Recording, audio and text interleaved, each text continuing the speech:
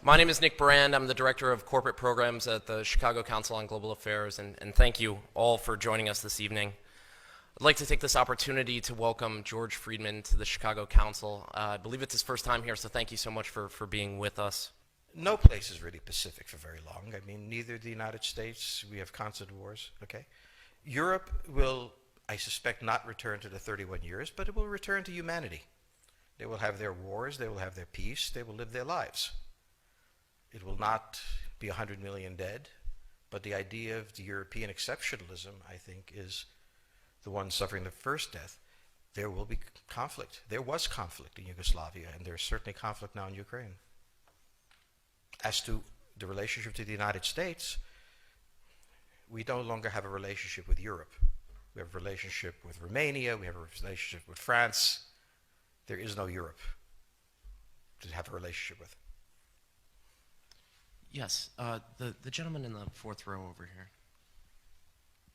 Excuse me. By the way, I'm a subscriber. Thank you.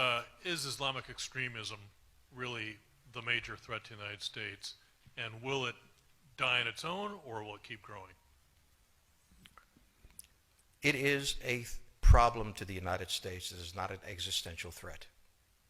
It has to be dealt with, but it has to be dealt with proportionately. We have other foreign policy interests. So, the primordial interest of the United States, over which for a century we have fought wars, the First, Second Cold War, has been the relationship between Germany and Russia, because united they are the only force that could threaten us, and to make sure that that doesn't happen. If you're a Ukrainian, is essentially reach out to the only country that will help you, which is the United States. Last week, 10 days ago, General Hodges, Commander U.S. Army Europe, visited Ukraine. He announced that U.S. trainers would now officially be coming, not just unofficially coming. He actually pinned medals on Ukrainian fighters, which by protocol of the military is not the way. Foreigners don't get to pin on, medals, but he did, showing that this was his army. He then left and in the Baltics announced that the United States would be pre-positioning armor, artillery, and other equipment in the Baltics, Poland, Romania, and Bulgaria, which is a very interesting point. So the United States, and now yesterday the United States announced that it would be sending weapons. Tonight, of course, they denied it, but they are. The weapons will go. In all of this, the United States has acted outside the context of NATO. Because NATO has to have a 100% vote. Any one country can veto anything. And the Turks will veto it just for giggles. The point is that the United States is prepared to create a cordon sanitaire around Russia.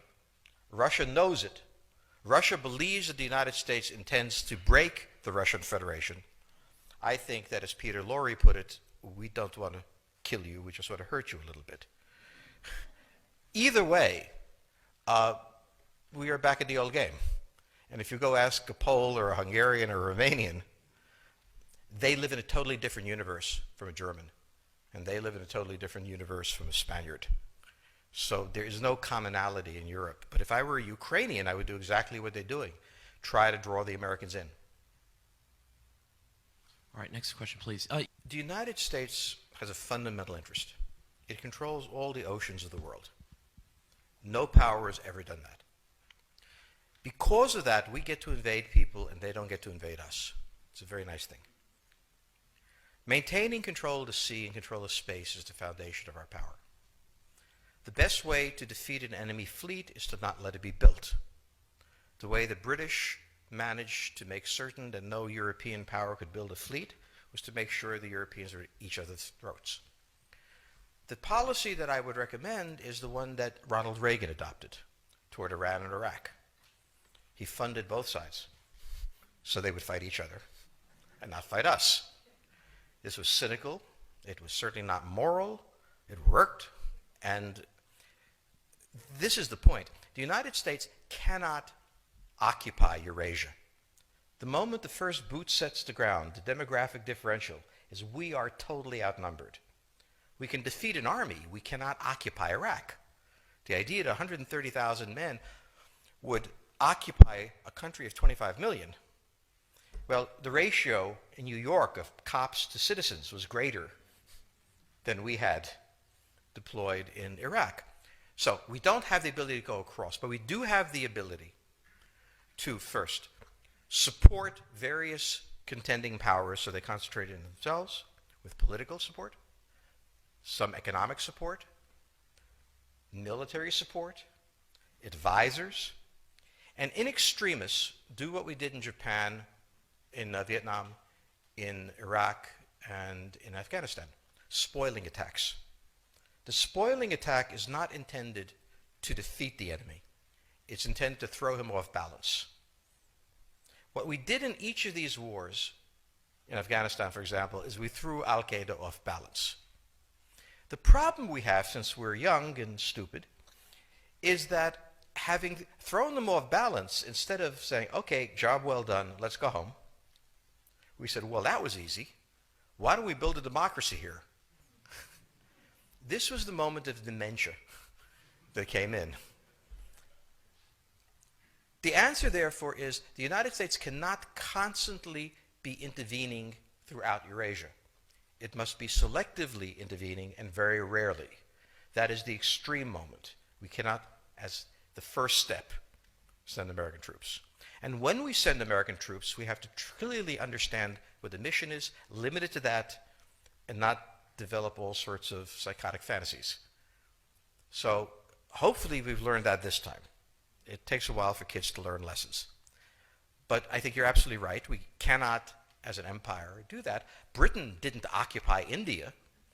It took various Indian states and turned them against each other and provided some British officers for an Indian army.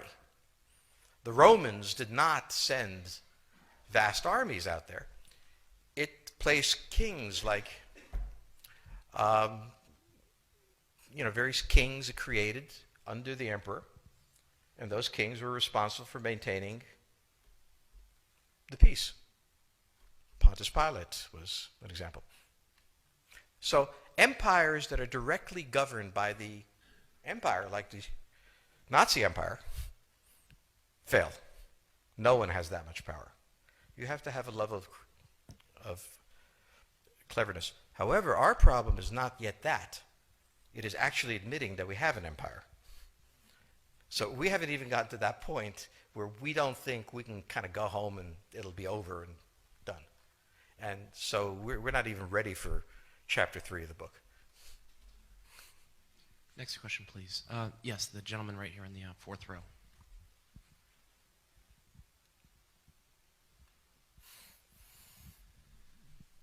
So I infer from your comments that the euro as the currency will not survive. The question on the table for the Russians is, will they retain a buffer zone that's at least neutral? Or will the West penetrate so far in the Ukraine that they're 70 miles away from Stalingrad and 300 miles away from Moscow? For Russia, the status of Ukraine is an existential threat. And the Russians cannot let go. For the United States, in the event that Russia holds onto the Ukraine, where will it stop? Therefore, it's not an accident that General Hodges, who's been appointed to be blamed for all of this, is talking about prepositioning troops in Romania, Bulgaria, Poland, and the Baltics. This is the intermarium, from the Black Sea to the Baltic, that Pilsudski dreamt of. This is the solution for the United States.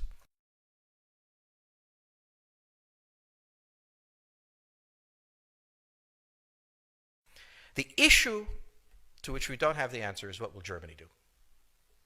So the real wild card in Europe is that as the United States builds this cordon sanitaire, not in Ukraine, but to the west, and the Russians try to figure out how to leverage the Ukrainians out, we don't know the German position. Germany is in a very peculiar position. Its former Chancellor Gerhard Schroeder is on the board of Gazprom. They have a very complex relationship to the Russians. The Germans themselves don't know what to do. They must export. The Russians can't take up the export. On the other hand, if they lose the free trade zone, they need to build something different.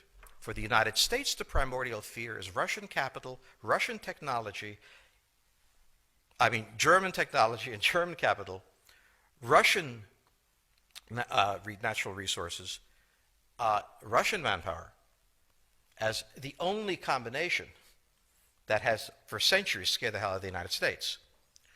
So how does this play out? Well, the U.S. has already put its cards on the table. It is the line from the Baltics to the Black Sea.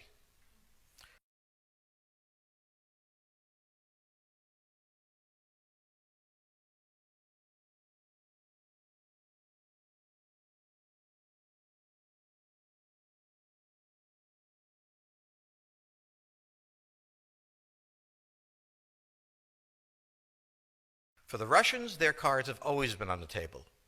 They must have at least a neutral Ukraine, not a pro-Western Ukraine. Belarus is another question.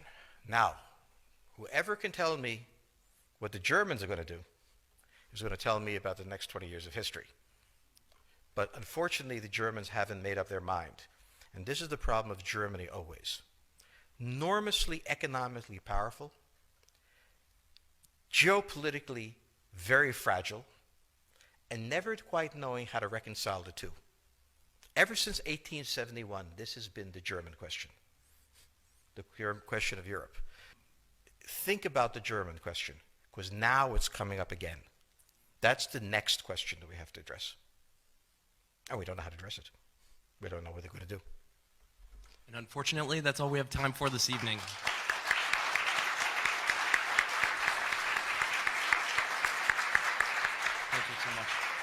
Thank you so much, George Fridman. He'll be signing copies of his book in the rear of the room.